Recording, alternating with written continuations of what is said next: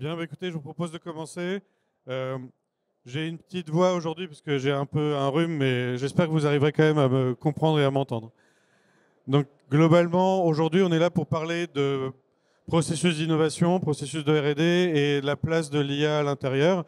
Alors, bien sûr, c'est un thème que tout le monde essaye d'aborder aujourd'hui. Donc, il y aura des éléments que vous connaissez certainement et puis d'autres peut-être un peu différents. Euh, Juste pour se présenter, voilà. Donc nous, on est la société Actant, on est une agence d'innovation, de design, et on se positionne sur tous les sujets qui sont des sujets de complexité. Et ça, en fait, on le fait principalement avec des grands groupes dans différents secteurs d'activité depuis pas mal de temps. Et on le fait en imbriquant différents types de méthodologies, de la méthodologie de conception centrée utilisateur, du design, de l'intelligence artificielle, et c'est ce que vous voyez à l'écran de manière générale. Donc ça, c'est un peu sur Actant, et on va rentrer directement dans le vif du sujet, donc sur l'IA comme un levier d'accélération. Et la première chose, c'est juste une petite interrogation. C'est vrai qu'aujourd'hui, on voit bien que tout le monde en parle, mais par contre, la mise en œuvre reste quelque chose qui est très hétérogène selon les entreprises et très hétérogène aussi selon les secteurs et bien entendu aussi selon la typologie d'activité. On voit en fait la première ligne, c'est tout ce qui est marketing et vente. Et en fait, c'est quelque chose qui est assez naturel. Automatiser les chatbots commerciaux, toute la partie frontline, c'est devenu assez naturel. La publication de contenu, aujourd'hui, c'est devenu aussi assez naturel. Et après, dans la deuxième ligne, qui ici en fait est catégorisée comme du développement produits et services, on peut entendre aussi un peu R&D innovation. Et ça fait partie quand même en fait de la deuxième ligne. Mais par contre, j'ai gardé que les éléments qui sont au-dessus de 30-40%. Donc on voit bien en fait quelque part que c'est pas une généralité. Ça, c'est la première chose. Et donc, ce temps d'adaptation et de mise en œuvre, beaucoup vont peut-être se dire que c'est technique pour des questions de sécurité. Moi, je pense que c'est aussi beaucoup des questions humaines, et on en parlera un peu aujourd'hui. L'autre point, bon, c'est assez, c'est une question aussi parce qu'il y a quand même beaucoup de gens qui disent qu'il pourrait y avoir un nouvel hiver de l'intelligence artificielle. C'est vrai que si on regarde toutes les technologies d'intelligence artificielle sur les 50 dernières années, il y a toujours eu des hauts et puis ensuite des hivers, des hauts et des hivers, etc. Globalement, on est quand même sur un rythme de capacité de traitement, de performance qui progresse bien aujourd'hui. Et puis, à droite, c'est vraiment peu lisible, mais c'est un site qui référence un peu toutes les IA. Aujourd'hui, en fait, il y a 32 000 IA qui sont référencés sur le site. L'année dernière, il n'y en avait que moins de 11 000. Donc en fait, il y a vraiment une prolifération par thématique, par sujet, par capacité. Ça va vraiment en fait dans tous les sens. Donc c'est quelque chose qui, de toute façon, est en chemin aujourd'hui. Et en fait, se pose la question de comment est-ce que vous allez expérimenter ces éléments-là. Ici, c'est un schéma qui vise juste à se dire, ben, chacun est en train de réfléchir à composer son propre stack de technologie. Et dans ce stack, on peut avoir une double lecture, une lecture un peu entre ce que votre organisation, surtout si vous êtes un grand groupe, va vous permettre de faire. Donc, est-ce que vous êtes plutôt sur les technologies Google, sur les technologies Microsoft, etc. Et puis, en fait, tout le foisonnement qu'il y a en fait aujourd'hui sur le marché. Ça, c'est la première chose. De toute façon, ça sera une imbrication des deux. Et après, en fait, il y a tout ce qui peut être sur la typologie des outils que vous voulez utiliser. En fait, entre des outils qui sont plutôt spécialisés, alors ça peut être des outils vraiment dédiés à la médecine ou des outils dédiés à l'image, etc. Des outils généralistes, et puis des outils de collaboration qui, eux, vont embarquer des IA à l'intérieur pour vous faciliter les workflows de travail. Donc, globalement, aujourd'hui, en fait, de toute façon, on est dans un mix entre tout ça. Et donc, du coup, ça, c'était le général. Maintenant, en fait, sur un processus d'innovation, alors j'ai choisi le double diamant parce que c'en est un que tout le monde reconnaît, mais bien entendu, en fait, chacun d'entre vous va avoir une spécificité. Et donc, on peut aussi parler de TRL, tout ce que vous voulez, en fait, en tout cas, toutes les typologies de montée en maturité d'un processus d'innovation et de R&D avec des livrables associés. La question, c'est comment est-ce que l'IA peut aider là-dedans. Donc ici, j'ai juste en fait essayé de prendre quelques bouts du premier diamant avec une décomposition par étape et aussi ensuite par activité. Toutes les activités que les équipes d'innovation sont censées réaliser. Alors là, c'est pas du tout exhaustif, hein, c'est juste à titre de discussion. Mais en tout cas, par exemple, on doit comprendre les pains and gains de nos utilisateurs. Et là-dedans, en fait, on va certainement faire de la compréhension des usages. On va certainement faire des personas, des verbatims, etc. Et donc, de manière générale, quand vous êtes dans vos organisations, vous posez vos processus d'innovation Et ensuite, on peut les décomposer de manière beaucoup plus fine en activités et ensuite en livrables, bien sûr. Et encore en dessous, on pourrait descendre à l'échelon des processus cognitifs que toutes vos équipes vont devoir utiliser pour opérer ces différentes activités. Et c'est là, en fait, qu'on peut commencer à se poser la question de où l'IA va intervenir. Parce que l'enjeu de l'IA, bien sûr, n'est pas de gérer tout le processus, mais c'est de venir supporter tout ou partie des jobs to be done, ou des livrables, ou des étapes. Et ça, en fonction de la culture de chacune des entreprises et des capacités de vos équipes. Quelques petits exemples. Donc là, en fait, on est sur décomposer la problématique en sous-enjeux clairs. Et bien ici, en fait, on injecte des verbatims dans un outil qui s'appelle Mapify. Et derrière, en fait, ça, donc, lui va faire un pré-traitement des verbatims d'un point de vue automatique. Et derrière, va engendrer une cartographie des différentes typologies de concepts, en fait, quelque part, qui peuvent être associés à vos verbatims. Donc, globalement, l'enjeu ici, c'est de faciliter la capacité de vos équipes à problématiser à partir de données hétérogènes, que ce soit des données utilisateurs, des données marché, de tout type de données que vous souhaitez. Mais en tout cas, ce qui est certain, c'est qu'en termes d'innovation, on est très très rapidement en fait, amené à essayer de déconstruire pour reconstruire. Et du coup, cette logique de déconstruction, en fait, aujourd'hui, elle va être facilitée. Ici, c'était des verbatims sur la mobilité et les vélos dans le train. Mais en tout cas, c'est vraiment pertinent. Il y a peu d'hallucinations et en fait, il y a vraiment une capacité à accélérer la compréhension d'un sujet complexe. Un autre exemple, c'est ici, ça va être plutôt sur la partie design et prototypage.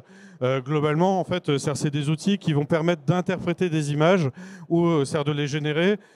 Pour derrière, en fait, quelque part, faciliter le dialogue avec tous les concepteurs, toutes les parties prenantes. À gauche, en fait, c'est un outil qui permet d'interpréter des profondeurs et du coup des dessins pour ensuite générer des éléments qui sont un peu ultra réalistes. Et à droite, c'est un outil aussi qui permet de faire du produit assez rapidement. Et surtout, vous allez voir à la fin de la vidéo, qui permet de générer directement le modèle 3D qu'il est possible d'imprimer ensuite sur une machine d'impression 3D pour tout de suite commencer à faire des tests, ce genre de choses. Et ça marche très très bien sur des pièces techniques, par exemple, en fait, où ça peut marcher sur des grands volumes, sur ce que vous voulez. En tout cas, l'enjeu, c'est d'accélérer la visualisation. Et on sait bien que dans l'innovation, l'enjeu, en fait, c'est de travailler sur ce qui est flou. Et donc, créer du langage commun, c'est très important. Donc, ici, en fait, c'est des outils que presque n'importe qui peut prendre en main et commencer à faire des choses. Et puis hier, en fait, vous avez vu, en fait, ChatGPT a lancé la fonctionnalité qui permet de générer des images.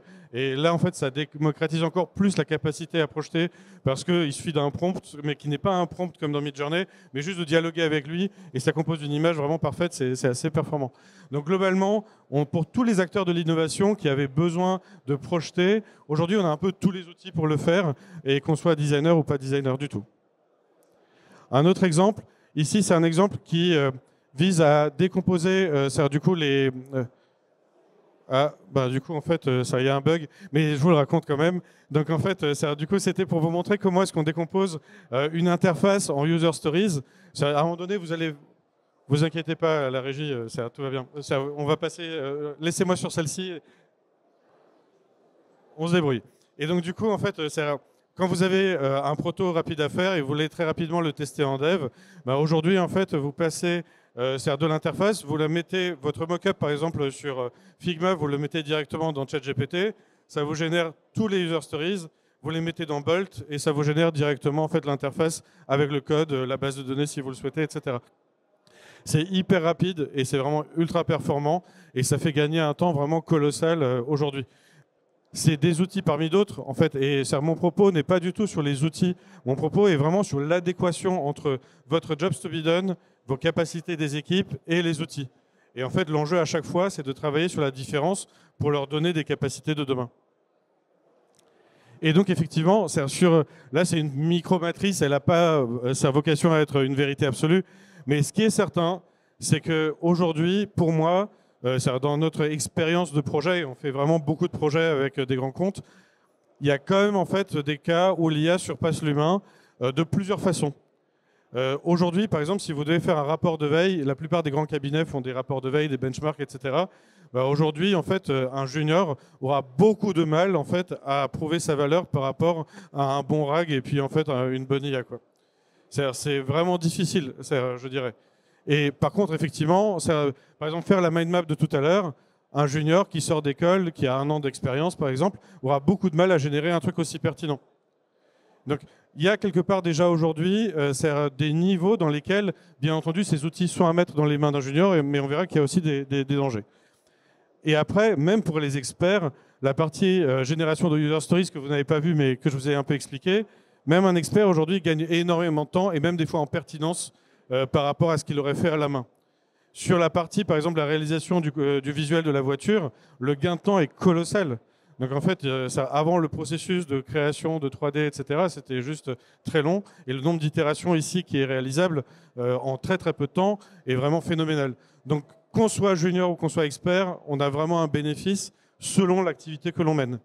Après, c'est sûr que si vous voulez faire une mind map experte, il y aura trop d'hallucinations par rapport à un expert qui a une connaissance métier depuis en fait une vingtaine d'années, une trentaine d'années.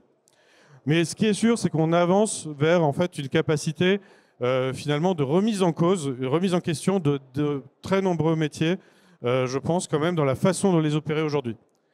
Et donc pour moi, en fait, si vous devez décider quels outils mettre en œuvre et aussi comment les intégrer avec vos équipes, la première question que je me poserais, c'est finalement, est-ce que la personne que je vais outiller comprend ce qu'elle a à faire? Donc globalement, est-ce qu'elle sait exécuter la tâche? Est-ce qu'elle sait faire une interface? Est-ce qu'elle sait faire un persona? Est-ce qu'elle sait faire un parcours client? Est-ce qu'elle sait faire un test, etc. L'autre, ensuite, c'est est-ce qu'elle comprend pourquoi c'est important de le faire? Donc pourquoi c'est important de faire le persona dans le projet particulier? Ensuite, comprendre comment le persona, lui, va vivre dans un workflow de collaboration globale. Et ensuite, en quoi, globalement, mon projet doit créer de la valeur pour l'entreprise. Et si, en fait, à un moment donné, le collaborateur ne sait pas le faire, là, il a besoin d'un bon manager et en même temps, en fait, d'un bon outillage. Et ici, en fait, en termes d'outillage, pour moi, il va y avoir demain des gens qui vont configurer pour tous les autres la plupart des choses, parce que comme tout le monde ne peut pas être un vrai explorateur et quelqu'un qui va expérimenter plein de choses en même temps, eh bien, la plupart du temps, les gens vont consommer des choses qui seront paramétrées par d'autres. C'est ce que j'ai appelé ici les IA Masters, qui vont vous configurer des agents qui vont bien fonctionner pour remplir les jobs to be done, pour tous ceux qui ne savent pas vraiment remplir les éléments à gauche. Après, il va y avoir des outils transverses, et puis en fait des outils experts qui, eux, en fait, vont soutenir des activités particulières. Mais donc, on a quand même en fait une décomposition assez fine aujourd'hui, et on voit bien qu'il y a surtout un enjeu sur la bonne compréhension de vos actifs humains. Je pense que la valeur principale des IA n'est pas l'IA, c'est vraiment l'adéquation entre l'IA et vos actifs humains. Et en fait, ici, il y a vraiment un travail important à opérer. Je zappe. Voilà. Et la question demain tous remplacés, c'est une provocation qui est une provocation, donc il ne faut pas la prendre au pied de la lettre. Mais ce qui est certain, c'est que le principal fonds d'investissement dans les startups que tout le monde connaît aux États-Unis dit demain, le business process outsourcing, ça représente un marché de 300 milliards qui sera entièrement automatisé par l'IA. Et on pourrait très bien faire du BPO de la fonction innovation. Donc du coup, la question c'est est-ce que demain il y aura du BPO de la fonction innovation ou pas, à quel niveau, etc. Et donc il y a vraiment un enjeu, je pense, de s'emparer de tout un tas d'actions parce qu'il y a beaucoup de choses qui sont automatisables, comme on l'a vu dans les petits exemples tout à l'heure. Et donc pour moi, l'enjeu en fait de l'accélération de la R&D par l'IA, c'est aussi l'enjeu de l'accélération de l'humain, et vraiment par une logique de compréhension de son activité et de comment le faire devenir quelqu'un d'autre. Vous avez tous certainement suivi, mais globalement, nous, humanité, en fait, on devient de plus en plus bêtes. Et donc du coup, il y a des études longitudinales qui montrent que depuis 86, on perd 1,8 points de QI tous les 10 ans. Et ça, en fait, c'est vraiment une tendance qui s'est inversée depuis les années 80. Et donc, est-ce qu'on doit en avoir peur? Je ne sais pas. Par contre, ce qui est certain, c'est qu'il y a des études qui démontrent aujourd'hui que les IA sont un facteur aggravant. Pourquoi? Parce qu'en fait, on va faire une décharge de nos activités cognitives sur des outils. Et du coup, on va venir perdre la capacité de la contextualisation et de la pensée critique.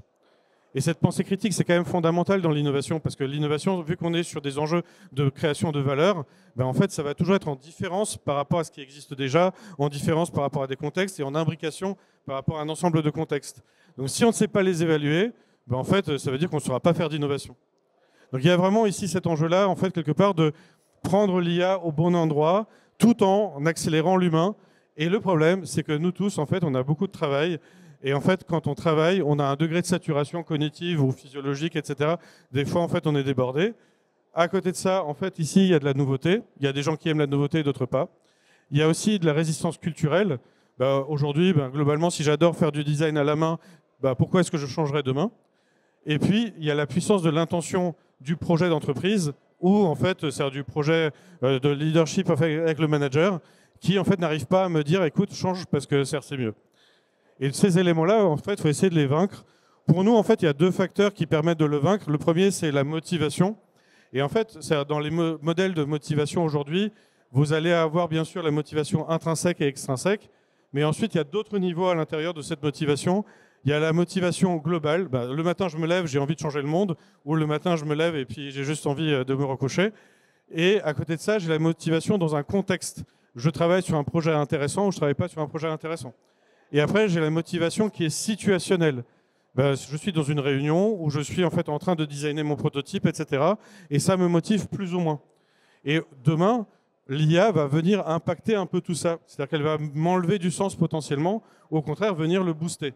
Et vu qu'aujourd'hui, bien sûr, il y a l'innovation intrinsèque et extrinsèque, si moi, en tant qu'entreprise, je viens vous dire, globalement, mettez de l'IA ici, alors que globalement, moi, en tant que collaborateur, ça ne me plaît pas, il y a un conflit de motivation et ça me démotive.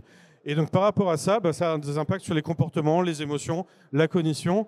Et donc, c'est analyser finement les leviers motivationnels de vos collaborateurs par rapport à tous les jobs to be done dans vos processus d'innovation. C'est un moyen de bien décider de votre stack de technologie IA. Et après, ça je passe. Globalement, pour résumer, pour moi, en fait, donc, on est face à un enjeu avant tout humain, parce qu'il y a une déferlante de technologies, et par rapport à ça, il faut que nous, on trouve notre place. Et donc, si on se dit qu'il y a des choses à faire, la première chose, c'est diagnostiquer le processus d'innovation. Ensuite, les processus cognitifs qui rentrent en jeu dans votre processus d'innovation, faire le gap analysis avec les équipes, créer, en fait, comprendre les leviers de motivation et de curiosité, et ensuite définir votre stack d'outils et ensuite un processus de déploiement. Donc, ça paraît assez simple, mais ce n'est pas si simple que ça parce qu'en fait, la partie technologique, en fait, elle est assez simple. Aujourd'hui, tester des technos, c'est vraiment facile. Mettre en place une infra, c'est facile. Il y a des discussions avec la DSI, voilà. Mais en fait, ici, on est sur des changements vraiment de métier ou de façon d'aborder nos métiers. Et par rapport à ça, en fait, on vient reproposer à des gens, et j'ai fait des études, je suis designer, finalement, tu vas être un designer autrement. Et donc, pour moi, vraiment, l'enjeu devient vraiment cette capacité à redonner des capacités à vos collaborateurs et à vos équipes. Voilà, je ne sais pas si vous avez des questions.